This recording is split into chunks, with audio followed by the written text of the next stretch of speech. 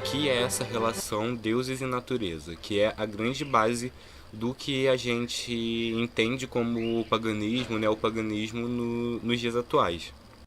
Bom, a primeira coisa é deixar claro que o que eu vou falar aqui é baseado no meu ponto de vista sobre o que são os deuses, que para mim são a forma em que o ser humano traduziu o sagrado que era visto na natureza. E quando eu falo natureza, eu não estou falando só da terra, das florestas, do mar. Eu estou falando do céu, do universo como um todo, dos ciclos, de tudo que rege as leis que a gente conhece e não conhece.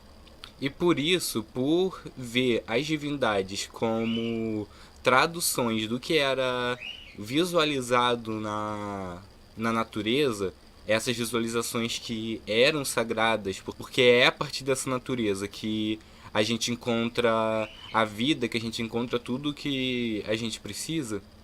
Então, nessa perspectiva de que a divindade é uma tradução do sagrado visualizado na natureza, nos ciclos, nas leis, a gente vai necessariamente encontrar nas divindades correspondências a essa natureza, seja direta ou através de metáforas necessariamente, porque essas divindades, esses mitos são traduções de mistérios, de sagrados encontrados nessa natureza.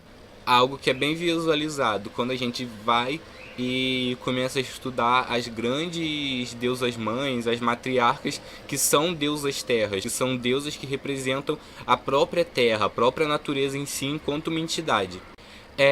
E o objetivo principal que me motivou a estar gravando esse vídeo foi uma pergunta que eu recebi no meu Ask, que estava questionando a questão de o paganismo hoje em dia se colocar como uma espiritualidade ecocentrada, necessariamente conectada à natureza.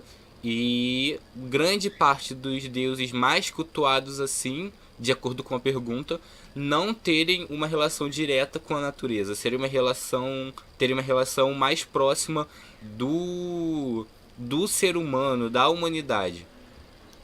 Bom, a primeira coisa que a gente tem que pensar nisso é o seguinte: o ser humano ele faz parte da natureza. E é uma parte importante, porque se a gente considerar a nossa evolução, a forma que a gente transformou o mundo, transformou a natureza, a gente é algo muito importante, seja positivamente ou negativamente. Mas se a gente tem o que eu não conheço ainda, sinceramente, uma divindade que ela seja especificamente correspondente a algo que só existe na natureza humana, essa divindade vai ser sim uma divindade da natureza, porque nós somos parte da natureza. E enquanto os seguidores de uma espiritualidade pagã, o nosso objetivo é resgatar essa conexão com a natureza, se sentir parte dela. E a partir do momento que a gente já tem a ciência de que a gente é a natureza, fica mais fácil de entender isso, que os deuses, até em suas correspondências mais antrópicas, mais humanas, eles são sim reflexos da natureza do mesmo jeito. Mas, para além disso, a gente também tem que começar a expandir a nossa compreensão sobre o que são as divindades. A gente nunca pode limitar elas. Quando a gente se foca muito na questão dos mitos, na bibliografia, na teoria, na literatura sobre as divindades, a gente vai ficar muito preso àquela tradução ali. O que é importante a gente entender é que as divindades elas não são limitadas àquelas letras, àquelas páginas. Aquelas páginas são sobre algo muito maior. Naquelas páginas a gente vai ter muitas vezes metáforas que não são tão fáceis de entender. E a gente entende a partir do momento que a gente passa a procurar, a identificar os deuses fora disso, que é através da natureza, do contato com os ciclos, do contato e da observação sagrada da vida. E exemplificando isso, até com os exemplos que a pessoa trouxe naquela pergunta, ela falou de Afrodite, por exemplo, que é uma deusa muito cultuada hoje e que ela tá ligada a coisas humanas. E bom, não é, sabe? Não é. A beleza, o amor, a fertilidade não são coisas exclusivas humanas. Você vai ver Afrodite nas flores, você vai ver no beija-flor que está polinizando aquela flor, você vai ver nas abelhas, você vai ver nas cores da natureza, você vai ver nas conchas, você vai ver na espuma do mar. Então não é algo que você possa sempre limitar ao que você entendeu a partir daquilo que você leu. É algo que você tem que entender e sentir a partir daquilo que você vivenciou. Os deuses, eles não são lidos, eles são vivenciados. E a partir do momento que a gente começa a ter essa noção, que a gente começa a entender melhor que os deuses estão em tudo, seja lá de qual deus, de qual divindade a gente está falando, muda todo o significado.